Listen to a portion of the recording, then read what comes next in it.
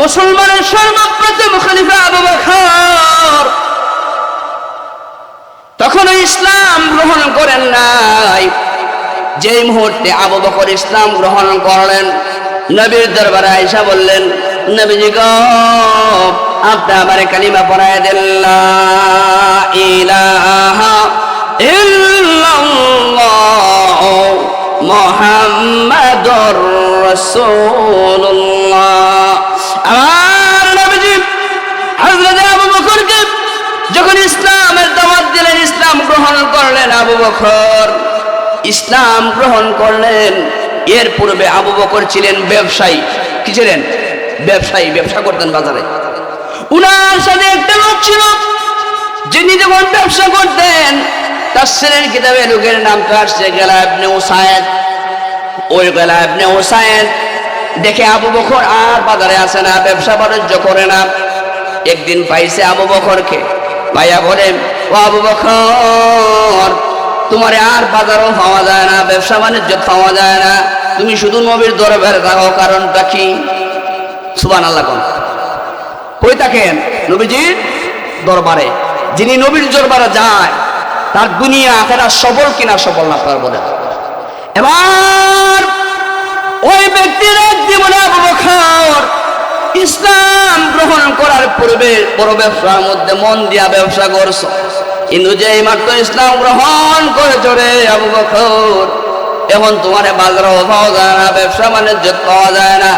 আবু বকর রে, তোমার দুনিয়া ক্ষতিগ্রস্ত, তুমি ধ্বংস হয়ে গেছো রে আবু বকর। সকলে বলেন নাউযুবিল্লাহ। আবু বকর জবাব দিলেন, হে গেলা ইবনে উসাইদ, আমি নবীর প্রতি ঈমান গ্রহণ করেছি, আমি সবচেয়ে বড় ভাগ্যবান।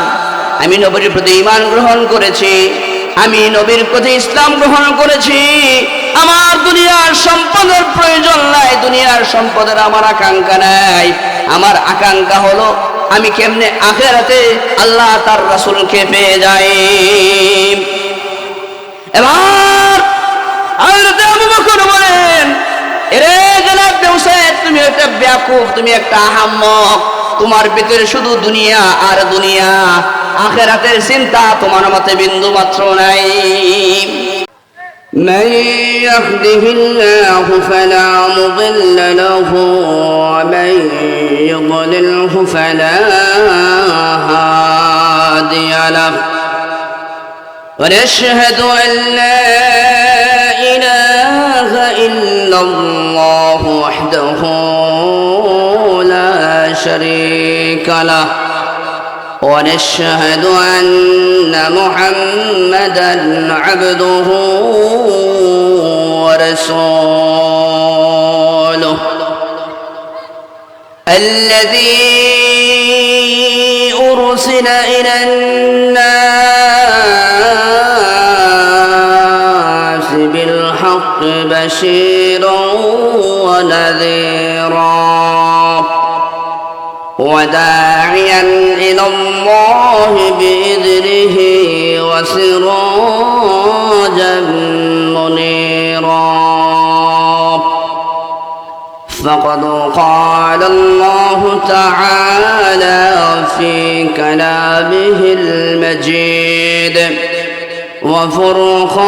وفرقانه الحميد أما بعد فأعوذ بالله من الشيطان الرجيم بسم الله الرحمن الرحيم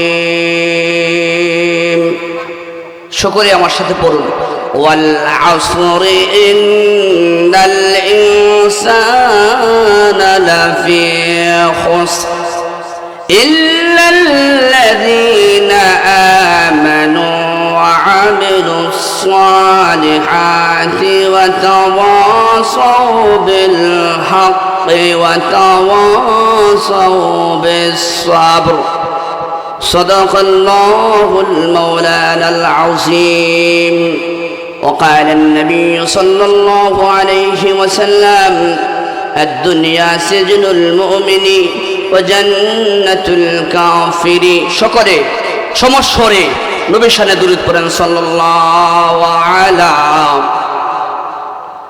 ওয়া মাওলানা মুহাম্মদ ওয়া আলা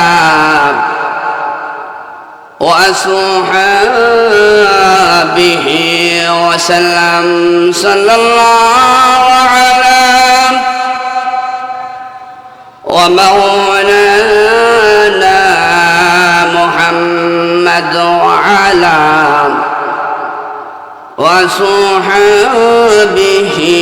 وسلم بلغ العلا بكماله كشف الدجى بجماله حسنت جميع خصاله صلوا عليه وآله محبته ذكر بنا لا إله إلا الله لا إله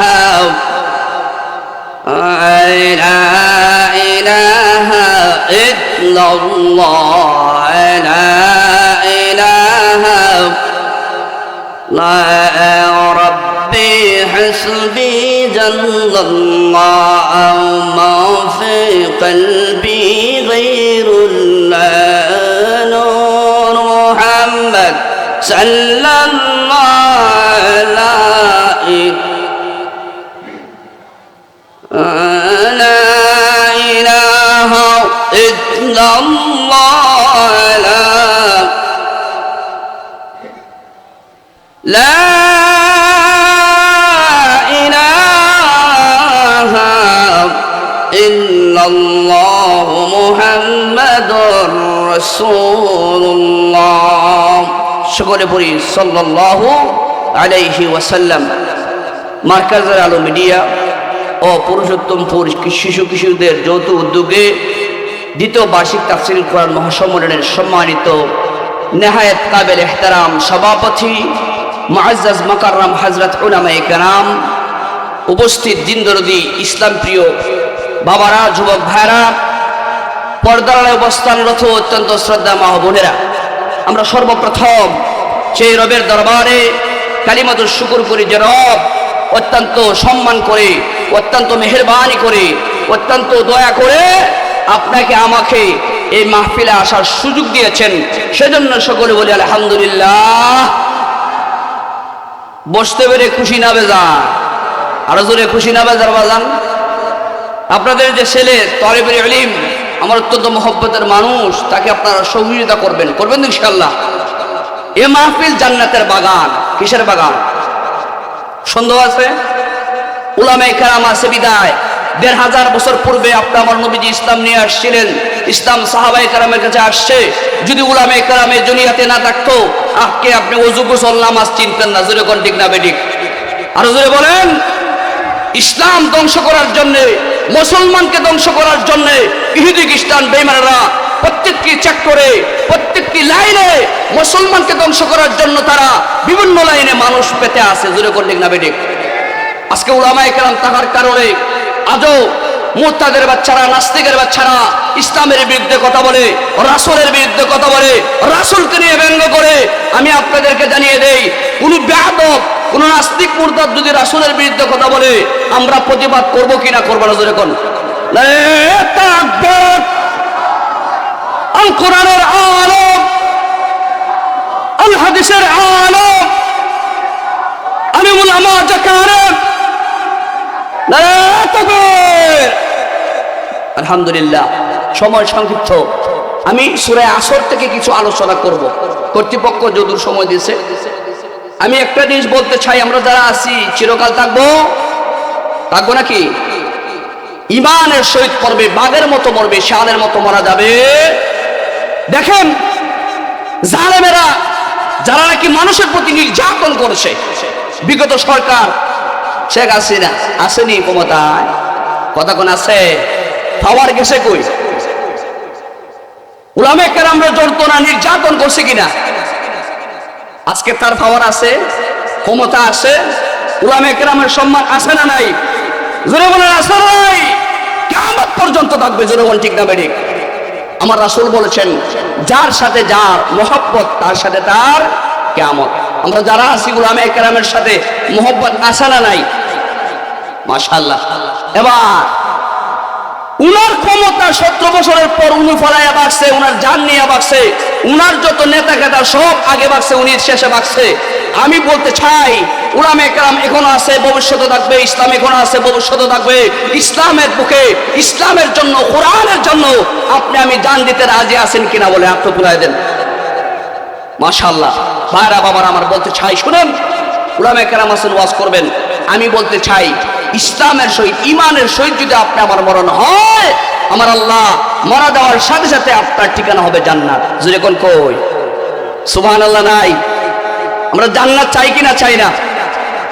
এবার আসেন আমরা সূরা আসরের দিকে চলে যাব। সময় অত্যন্ত সংক্ষিপ্ত। সূরা আসরের একটা শান নুজুল আছে, যে সূরাটা আমি তেলাওয়াত করছি কোরআনুল কারীমের 103 নম্বর সূরা। কোরআনে মোট 114টি সূরা আছে। কয়টা আছে? এর মধ্যে 103 নম্বর সূরা। এটা আমাদের যারা আছে সবার মুখস্থ আছে, আছে না নাই? অত্যন্ত গুরুত্বপূর্ণ সূরা। আমি সংক্ষিপ্তভাবে আলোচনা করব ইনশাআল্লাহ। প্রথমত আমরা আমল নিয়ে তো আলোচনা করব, যারা শুনবো আমল নিয়ে তো আলোচনা শুনবো ইনশাআল্লাহ। মুসলমানের সর্বপ্রথম খলিফা যিনি, তিনির নাম কি? হযরতে আবু বকর সিদ্দিক রাদিয়াল্লাহু আনহু। সাহাবায়ে কেরামের পরে নামটা বলতে হবে কি? রাদিয়াল্লাহু আনহু। এটার অর্থ আল্লাহ তাআলা উনার উপর খুশি। আলহামদুলিল্লাহ। আপনার আমার মুসলমানের সর্বপ্রথম খলিফা আবু বকর তখন ইসলাম গ্রহণ করেন নাই। যে মুহূর্তে আবু বকর ইসলাম গ্রহণ করলেন, নবীর দরবারে আয়েশা বললেন, নবীজি গো, আপনি আমার কালিমা পড়ায় দেন, লা ইলাহা ইল্লাল্লাহ মুহাম্মাদুর রাসূলুল্লাহ। আমার নবীজি হযরত আবু বকরকে যখন ইসলামের দাওয়াত দিলেন, ইসলাম গ্রহণ করলেন। আবু বকর ইসলাম গ্রহণ করলেন। এর পূর্বে আবু বকর ছিলেন ব্যবসায়ী। কি ছিলেন? ব্যবসায়ী, ব্যবসা করতেন বাজারে।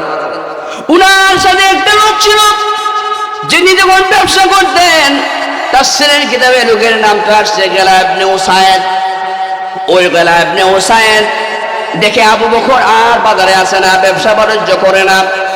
একদিন পাইছে আবু বকরকে, ভাইয়া বলে, ও আবু বকর, তোমারে আর বাজারও পাওয়া যায় না, ব্যবসা বাণিজ্য পাওয়া যায় না, তুমি শুধু নবীর দরবারে থাকো, কারণটা কি? সুবহানাল্লাহ। কোন কই থাকেন? নবীজির দরবারে। যিনি নবীর দরবারে যায় তার দুনিয়া আখিরাত সফল কিনা সফল না আপনারা বলেন। এবার ওই ব্যক্তির জীবনে আবু বকর ইসলাম গ্রহণ করার পূর্বে বড় ব্যবসার মধ্যে মন দিয়া ব্যবসা করছো, কিন্তু যে মাত্র ইসলাম গ্রহণ করেছ রে আবু বকর, এখন তোমার বাজারও পাওয়া যায় না, ব্যবসা বাণিজ্য পাওয়া যায় না। আবু বকর রে, তোমার দুনিয়া ক্ষতিগ্রস্ত, তুমি ধ্বংস হয়ে গেছো রে আবু বকর। সকলে বলেন নাউযুবিল্লাহ। আবু বকর জবাব দিলেন, হে গেলা ইবনে উসাইদ, আমি নবীর প্রতি ঈমান গ্রহণ করেছি, আমি সবচেয়ে বড় ভাগ্যবান। আমি নবীর প্রতি ঈমান গ্রহণ করেছি, আমি নবীর প্রতি ইসলাম গ্রহণ করেছি। আমার দুনিয়ার সম্পদের প্রয়োজন নাই, দুনিয়ার সম্পদের আমার আকাঙ্ক্ষা নাই। আমার আকাঙ্ক্ষা হলো আমি কেমনে আখিরাতে আল্লাহ তার রাসূলকে পেয়ে যাই। এবার হযরত আবু বকর বলেন, এরে গেলা ইবনে উসাইদ, তুমি একটা বেয়াকুফ, তুমি একটা আহাম্মক, তোমার ভিতরে শুধু দুনিয়া আর দুনিয়া, আখিরাতের চিন্তা তোমার মতে বিন্দু মাত্র নাই। এরকম আছে না নাই? শুধু দুনিয়া, তার বাজারেও দুনিয়া, মসজিদেও দুনিয়া, সব সময় শুধু দুনিয়ার মানুষ। আছে না নাই? আমার আপনার আমার খলিফা, মুসলমানের সর্বপ্রথম খলিফা হযরত আবু বকর ডাক দিয়ে বললেন, না না, আমি কখনো ক্ষতিগ্রস্ত হতে পারি না, আমি নবীজির গোলামি করলাম, আল্লাহর গোলামি যে করে সে কখনো ক্ষতিগ্রস্ত হতে পারে না। আপনারা বলেন ক্ষতিগ্রস্ত হতে পারে? আল্লাহর যে গোলামি করে, রাসূলের যে গোলামি করে, সে লাভবান না ক্ষতি? লাভবান। ওই কথা, যেই কথাটি হযরত আবু বকর গেলা ইবনে উসাইদকে বলেছিলেন, গেলা ইবনে উসাইদ, আমি ইসলাম ধর্ম গ্রহণ করেছি, নবীর দরবারে আসতে পেরেছি, বসতে পেরেছি, আমি ভাগ্যবান, আমার মতো ভাগ্যবান এই পৃথিবীতে একটা মানুষও নাই। ঠিক আছে না? আমার আল্লাহ ওই আবু বকর সিদ্দিক রাদিয়াল্লাহু আনহু এই কথার উপর ভিত্তি করে এই কথাটা আমার আল্লাহর পছন্দ হয়ে গেছে। এরে আয়াত জিবরাইল যায় মুহূর্তে যায় আমার নবীর শানে সূরা আসর নাযিল করে দাও। আমার আল্লাহ আসরের কসম খাইলেন যে আসর মানে একটা সময়। আসর মানে কি? সময়। এই যে আমরা বসছি, এটা সময় আছে না নাই? সময় 60 সেকেন্ডে 1 মিনিট, 60 মিনিটে 1 ঘন্টা, 24 আওয়ার 24 ঘন্টা দিন রাত, 30 দিনে 1 মাস। বুঝতেছেন নি কথা আপনারা? 365 দিনে 1 বছর। হিসাব পাইছেন না আপনারা? 12 মাসে 1 বছর।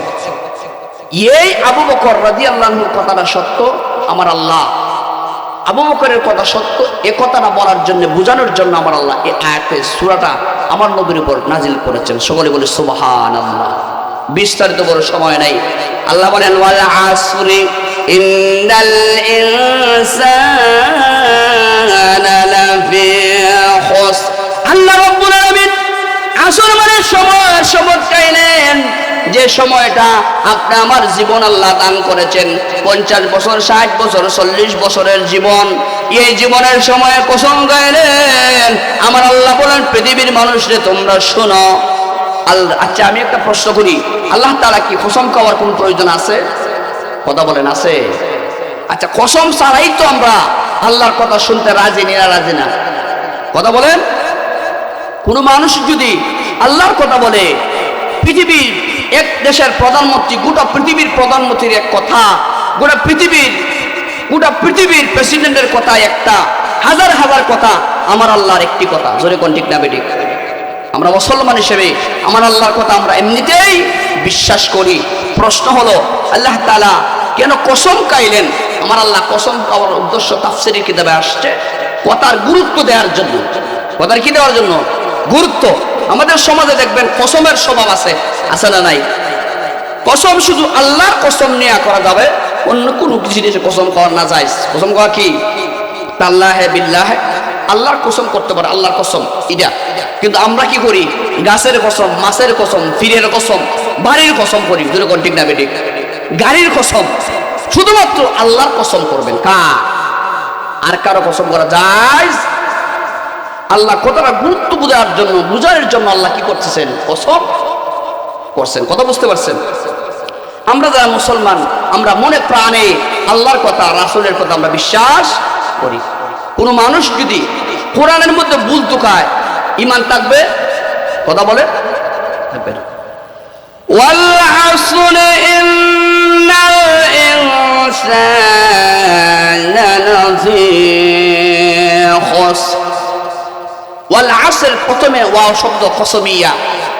এই কওদা আমার আল্লাহ তাআলা পৃথিবীর মানুষকে বুঝাইলেন, তোমরা শোনো, আমি সময়ের কসম খাইলাম। একটা মানুষ 60 বছর 70 বছর বাঁচে, তোমার হায়াতে জিন্দেগির সময়ের কসম খাইলাম। পৃথিবীর সমস্ত মানুষ ক্ষতিগ্রস্তের মধ্যে। সমস্ত মানুষ কই? ক্ষতিগ্রস্ত। শুধু 4টা গুণ যাদের ভিতরে আছে এরা সফল। কয়টা গুণ? 4টা গুণ। শুনতেছেন আপনারা আমার কথা? কয়টা গুণ? 4টা গুণ যাদের ভিতরে আছে আমার আল্লাহ বলছেন এরা ক্ষতিগ্রস্ত নয়। শুনতে রাজি আছেন? প্রথম নম্বর কথা হলো, শুনেন, আমরা যে এখানে বসে পড়েছি, আমরা যতক্ষণ পর্যন্ত এখানে বসা আছেন ততক্ষণ পর্যন্ত মনে আল্লাহর রহমতের চাদরের ভিতরে আমরা আছি। সুবহানাল্লাহ। এখন থেকে যে আমরা দাঁড়াইয়া বাড়িতে যেতে পারবো, এটার নিশ্চয়তা আছে? নাই।